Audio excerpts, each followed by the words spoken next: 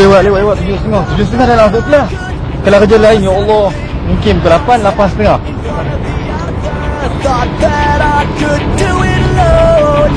In the blink of an eye, it's just another day telling me why. I'll find another way. Got this feeling, got me reeling. I can almost start believing. Now there's me and you, and we are not alone. You and me, we are together now. Through my window I can see there's more than you and more than me. Kenapa cikgu lambat hari ni? Different view, we are together now. Through my window I can see. Siapa kata tugas sebagai seorang guru ni adalah tugas yang mudah?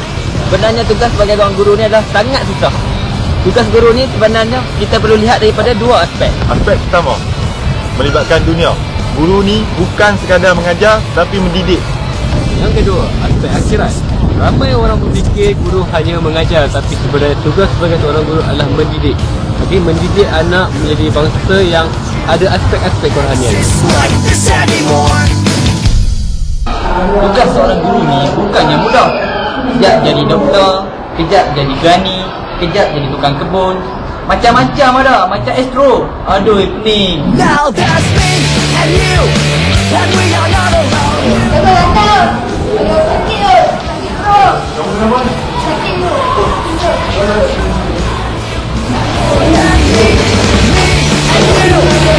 We are not alone. Different view, we are together now. Through my window I can see a white.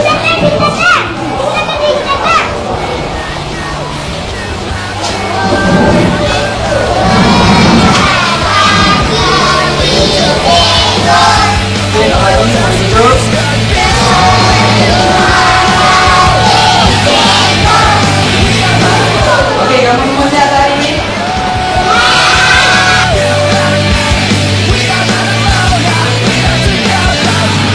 Now there's me and you. Dan juga pembentuk asisten belajar.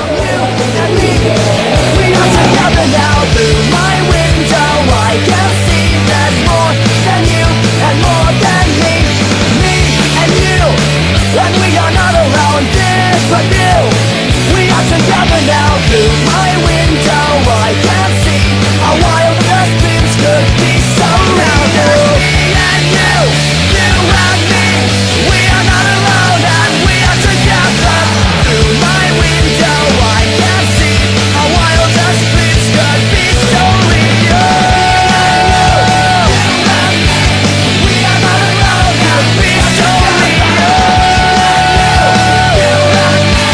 We are not alone.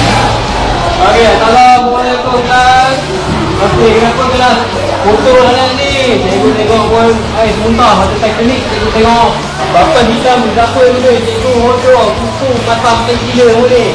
Saya pergi cikgu. Saya tak nak cikgu siapa boleh. Siapa nak cikgu ni? Cikgu ni kerja juga tahu tapi Jangan silap, kita kat dengan awet ni. Jadi, siapa dekat kamu yang pun sekolah ni?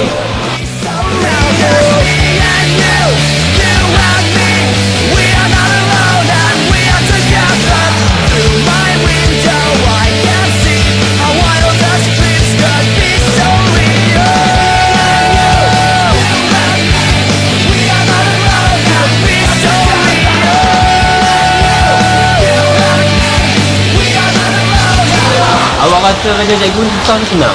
Susah. Tak. Awak sayang tak cikgu awak? Sayang, kenapa? Kerana ajar cikgu bapak. Kenapa kamu? Bagus.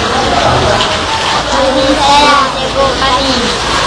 Kami bangga menjadi guru.